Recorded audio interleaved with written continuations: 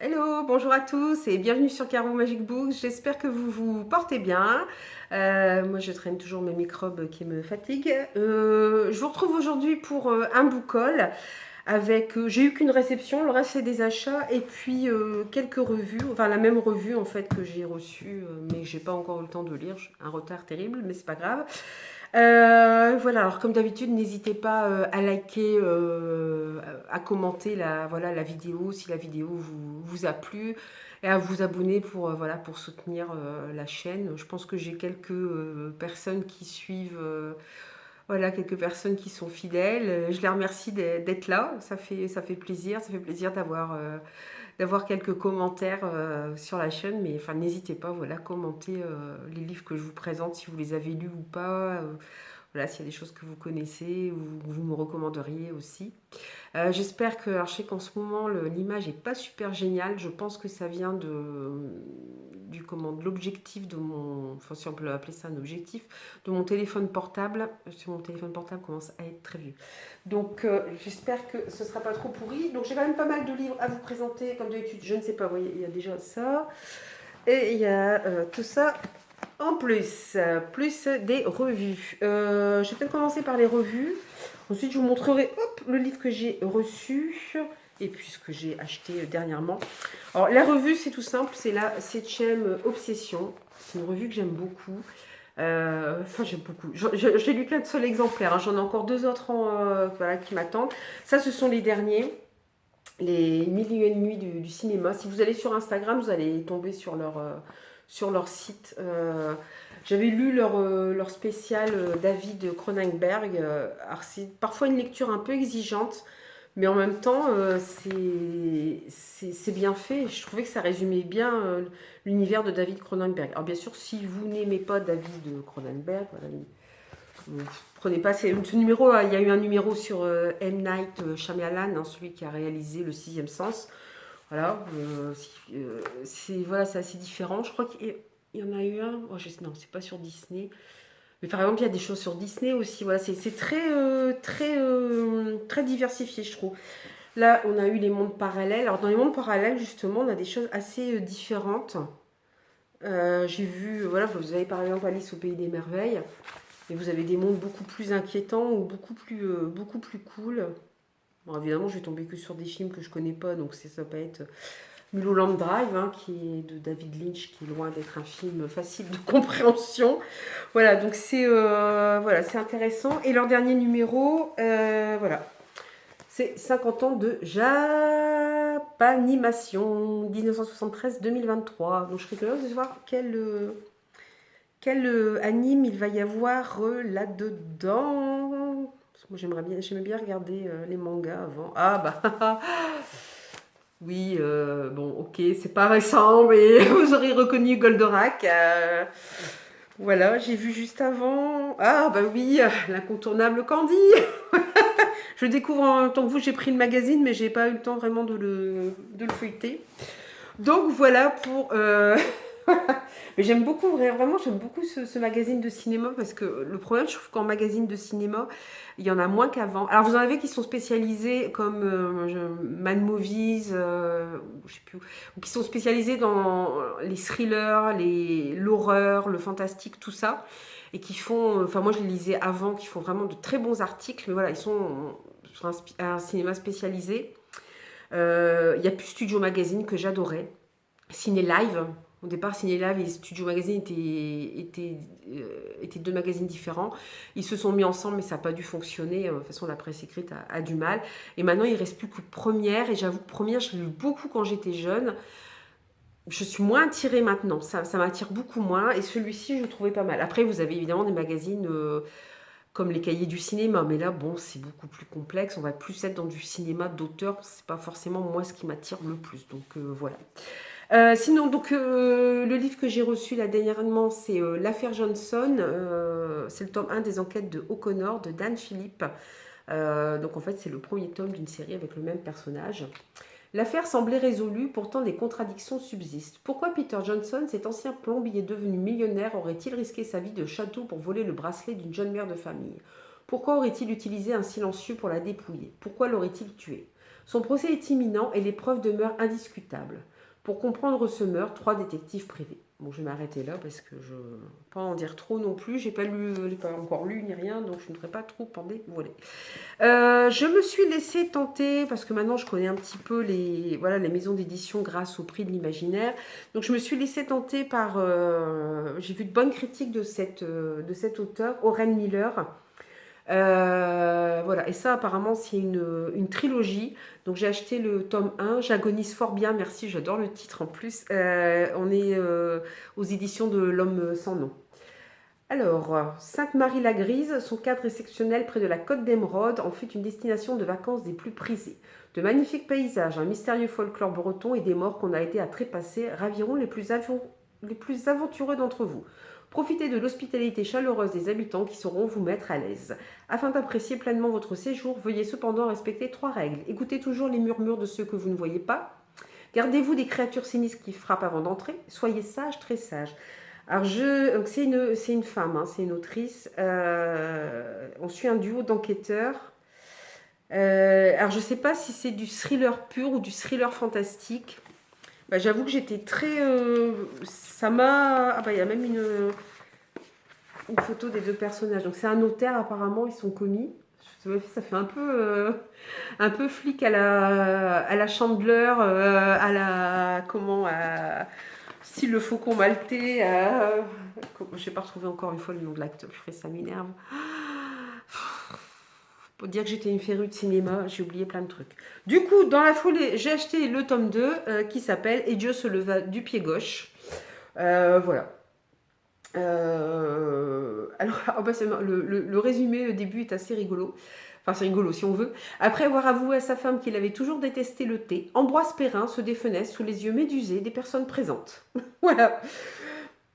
Voilà, donc je pense... Et il y en a un troisième, c'est Embrasser la mariée. Enfin, il y a quelque chose avec une mariée. Bon, pour l'instant, je ne l'ai pas encore acheté. On verra bien. Je vais déjà essayer de lire ces 2-là. C'est toujours chez L'Homme sans nom. Chez Scrinéo, j'ai acheté Les Oubliés de la masse de Floriane Soulas. C'est le 2e livre que j'ai d'elle. Je n'ai pas encore lu, mais ça me disait bien. Oui, j'ai acheté Rouille, prix Actu SF de l'Uchronie 2018. Voilà. Alors que l'humanité a colonisé le système solaire, une planète reste inaccessible, Jupiter. Au cours des siècles, les vaisseaux ayant échoué à percer ses défenses ont fini par créer un gigantesque nuage de débris sur lequel s'est construit l'Amas, un bidonville flottant où se réfugient tous ceux qui cherchent à se faire oublier. 4 physiciennes en fuite est arrivée sur l'Amas pour se cacher de ses ennemis, mais surtout pour retrouver Pavel, son frère jumeau disparu sans laisser de traces. Lorsqu'elle rencontre la mystérieuse Jaspe, une mécanicienne de génie qui lui propose d'intégrer le circuit des courses de vaisseaux illégales de l'Amas, Kat saisit l'occasion de relancer son enquête en interrogeant ceux qui ont connu son frère. Bon, c'est une petite bricasse quand même. Hein. Bon, ça a l'air assez aéré, si on veut. Ouais, bon, bien. En tout cas, il me tentait bien, j'en ai entendu parler sur Booktube et il me tentait beaucoup. Celui-là, bon, évidemment, moi, vous me parlez de manoir où il se passe des choses pas très nettes. Je ne peux pas passer à côté. Donc, j'ai acheté le Manoir des Sacrifiés d'Olivier Merle aux éditions XO. Alors, quand la fascination pour l'histoire de l'humanité tourne au délire meurtrier, un crâne de Néandertal posé sur un meuble, un homme prosterné devant lui comme s'il priait. Son front est fracturé, un de ses yeux arraché. Son épouse est introuvable. Les traces de lutte montrent qu'elle a sans doute été enlevée. Jamais le commandant Grimm et son équipe n'auraient imaginé être confrontés à une mise en scène aussi macabre, d'autant que la scène se reproduit. Et les jours passent, synonymes d'angoisse, sans aucune piste, aucun suspect. Si les femmes enlevées ont été tuées, où sont les corps? Si elles sont vivantes, où sont-elles retenues? Grimm, déjà empêtré dans des problèmes personnels, le sait. Si son enquête continue à piétiner, un autre homme sera massacré et une femme disparaîtra. Voilà. Bon, ça se passe pas que dans un manoir, apparemment. Mais c'est pas grave, mais regarde, j'adore l'image du manoir. Là, il y a des reflets, mais alors j'adore. Avec les lumières et tout, ça fait manoir hanté à souhait. J'adore ça. J'ai pas échappé à la vibe, voilà, Serpent and Dove. Donc, Optimité sortie en poche. Voilà, ça coûtait pas trop cher, donc je l'ai pris. C'est au départ, je ne sais plus si c'est édité par l'Humaine ou les éditions Plume Blanche. Je ne sais plus, j'ai peur de dire une bêtise. Donc là, c'est de Chébil Mahurin, c'est le tome 1. Donc là, c'est chez J'ai lu. Louise, sorcière dans un monde où ses semblables sont punis de mort, a renoncé à sa magie, vit désormais de petits larcins. Son chemin n'aurait jamais dû croiser celui de Red, chasseur assermenté de l'église, qui n'hésite que pour débarrasser le monde des femmes comme elle. Pourtant, un concours de circonstances va les rapprocher et les contraindre à une union impossible. Voilà, donc ça me tentait. Il y a le tome 3 qui va pas tarder à sortir au moment ou qui est sorti au moment où je tourne la vidéo. Je ne suis plus sûre. Celui-ci m'attirait beaucoup pour son... Je le connais pas, j'en ai pas du tout entendu parler, mais pour son résumé. Les coureurs de la fin du monde d'Adrian J. Walker, et c'est chez Pocket. Plus personne n'attend rien de bon ni de grand d'Edgar Hill. À 35 ans, il est un père et un mari absent et un homme éteint. Mais le désastre, souvent, nous révèle à nous-mêmes. Ayant survécu à une catastrophe planétaire, voilà, c'est pour ça que j'aime bien, c'est voilà, un roman posta. Mais séparé de sa femme et de ses enfants par plus de 800 km, Edgar n'a qu'une seule option pour les rejoindre. Courir jusqu'à l'épuisement. Dépasser ses limites, se battre contre lui-même et contre les dangers qui, tout au long de sa traversée d'un Royaume-Uni dévasté, menaceront jusqu'à survie même. Voilà, donc c'est un coup de cœur de Stephen King. Bon. J'aime pas, enfin, des fois, je me méfie de ce qu'il note en bas comme ça. Ça, je l'ai vu passer sur Instagram. Il me tentait beaucoup. Après, j'ai vu les critiques pas super top. Donc, j'espère qu'il me plaira quand même.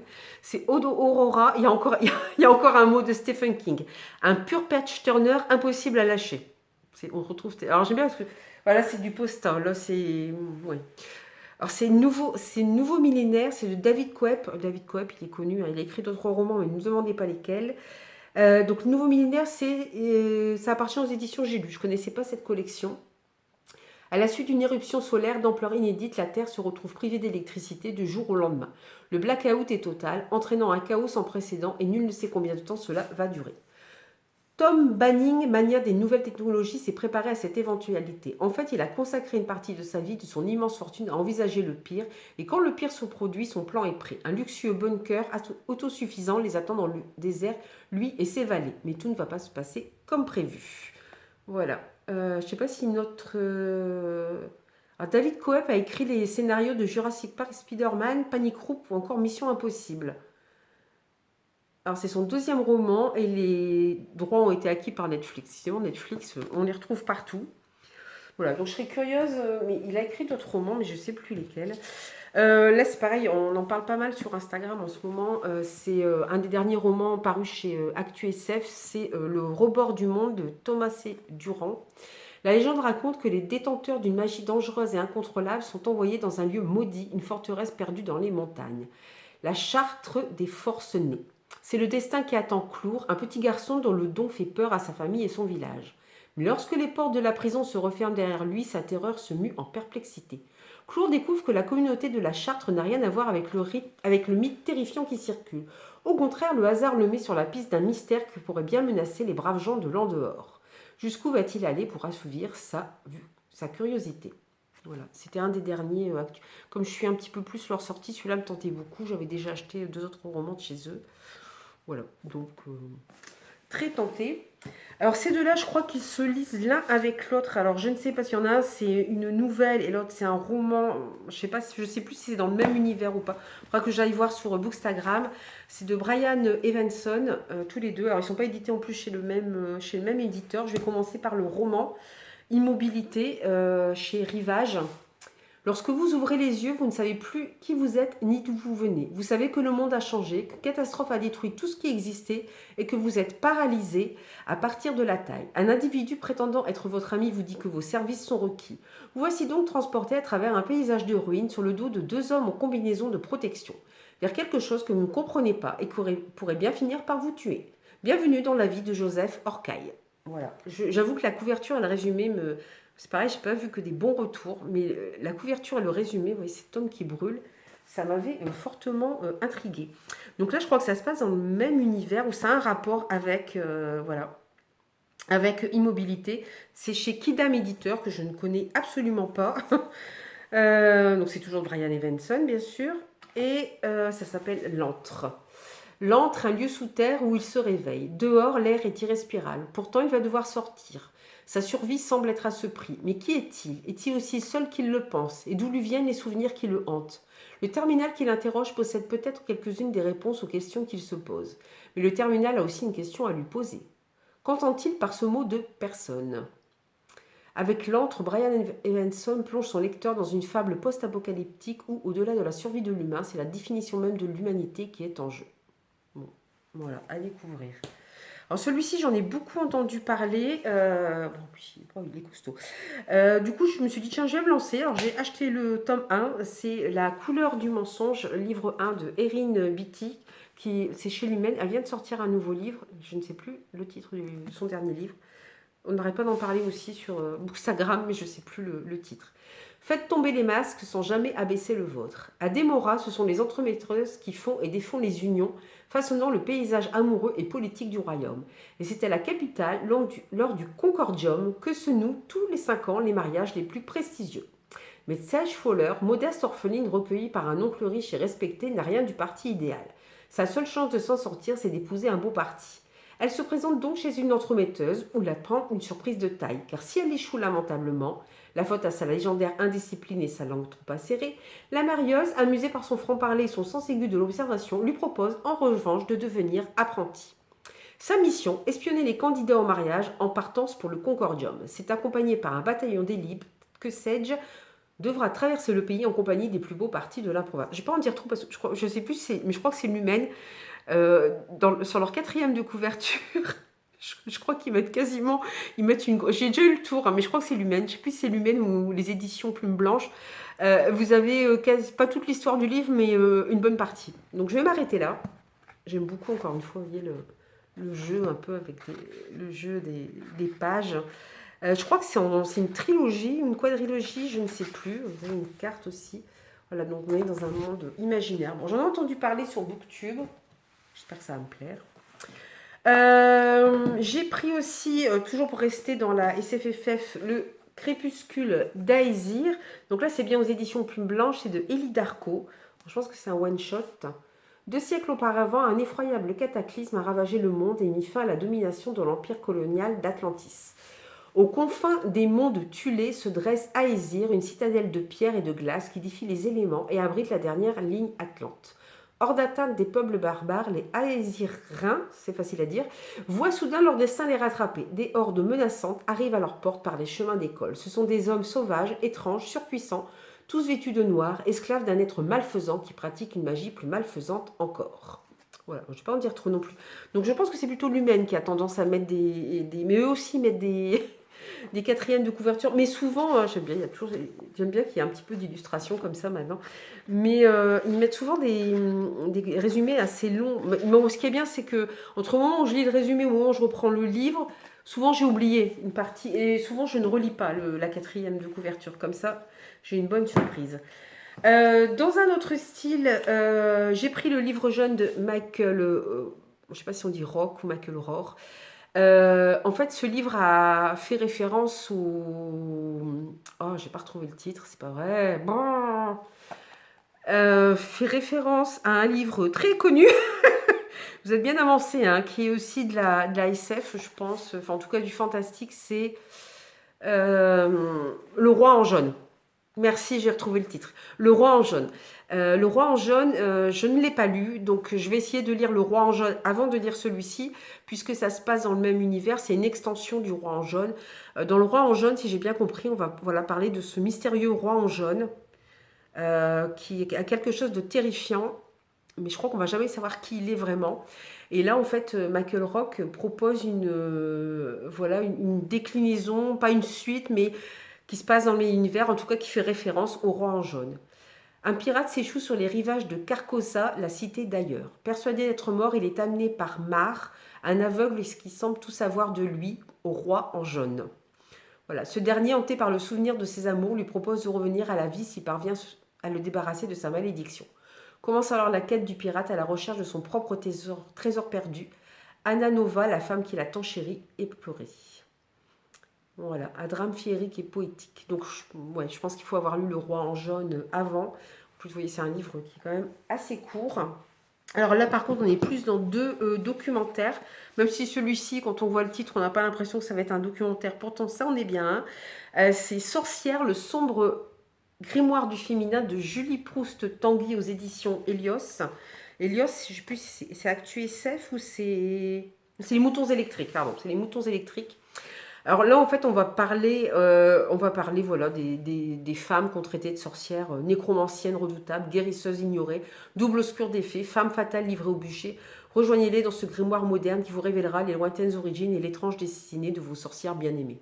Voilà, donc c'est plus une étude, d'après ce que j'ai compris, de la vision de la femme à travers les siècles, et, voilà, comment elles sont perçues. Par contre, c'est écrit tout petit. Voilà, le livre n'est pas gros, mais c'est écrit petit. Alors, comme ça doit être un essai, une étude, j'espère que c'est pas trop, voilà, que ça va se lire bien quand même. Et le dernier qui est aussi un documentaire, mais plus de développement personnel. J'en ai beaucoup entendu parler, j'ai écouté plusieurs conférences de l'autrice. C'est les 5 blessures qui empêchent d'être soi-même. C'est de Louise Bourbeau. Alors c'est une... donc elle fait des conférences, hein, elle est québécoise.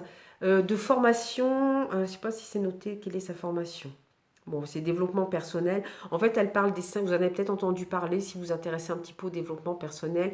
Elle va parler des blessures, des blessures voilà, qu'on porte en nous, qu'on a tous eues durant l'enfance. Alors, il y en a certaines son postulat de départ, c'est ça. Certaines qu'on n'a pas eues, certaines qu'on a eues un petit peu, et certaines, voilà, qui en fait vont nous poursuivre toute notre vie et vont faire qu'on va avoir des blocages dans notre vie, qu'on va toujours être ramené à ça. Ces 5 blessures, ce sont le rejet, l'abandon, l'humiliation, la trahison et l'injustice. Moi, en écoutant tout ça, je m'étais dit, tiens, je me reconnais dans cette blessure. Alors, je pense qu'on se retrouve un petit peu dans chacune des blessures, mais il y en a effectivement qui vous marquent plus que d'autres. Vous dites, ah oui, celle-là, oui, je sens bien que... Et bon, derrière, ils vous disent, voilà, vous êtes comme ça, parce que vous avez cette blessure-là. Par contre, il y a des fois des gens, je ne me retrouvais pas vraiment dedans. Voilà, j'avais très envie aussi bien physiquement que psychologiquement en fait, hein, voilà, ces blessures conditionnent votre vie future. Voilà, ça fait un moment que j'ai envie de le lire, il n'est pas très gros en plus. Franchement, quand vous l'écoutez parler, Louise Bourbeau, voilà, elle parle très clairement, très simplement, c'est très accessible. Donc voilà, je voulais vraiment découvrir un peu plus en profondeur ces 5 blessures. Voilà, j'aurais pu, je vois, faire un book haul un tout petit peu plus grand, plus important, mais bon, tant pis. Je vais m'arrêter là pour... En plus, je vois que l'heure tourne et je dois aller chercher mes enfants à l'école. Et puis après, ça va être les devoirs et tout. Donc, la course du soir, voilà. Comme d'habitude, n'hésitez pas à liker, à mettre un petit commentaire ou un petit emoji voilà, sous la vidéo. Voilà, je vous dis, ça fait toujours plaisir de voir que les gens... il y a un petit peu plus de commentaires et ça me fait vraiment super plaisir. Voilà, je pense que, je vous dis, on est une petite chaîne. Je pense que j'ai une petite communauté de gens qui suivent régulièrement. Je les remercie en tout cas. Je vous remercie de me suivre, de m'écouter. Voilà, n'hésitez pas à commenter, à mettre un emoji, à vous abonner, voilà, à mettre en route la petite cloche si vous voulez savoir quand aura lieu la prochaine vidéo. Généralement, c'est le mardi, sauf quand je me trompe. Là, sur ma dernière vidéo... je l'avais mise le mercredi au lieu du mardi. Enfin bref, ça c'est moi en ce moment dans toute ma splendeur. J'oublie plein de trucs. Donc voilà. Mais normalement, il y a bien une vidéo par semaine. Enfin sinon, il suffit d'aller sur Caro Magic Books pour me retrouver. Voilà. Je vais vous laisser ici pour cette fois. Je vous souhaite de belles aventures livresques et je vous dis à très bientôt. Bye bye.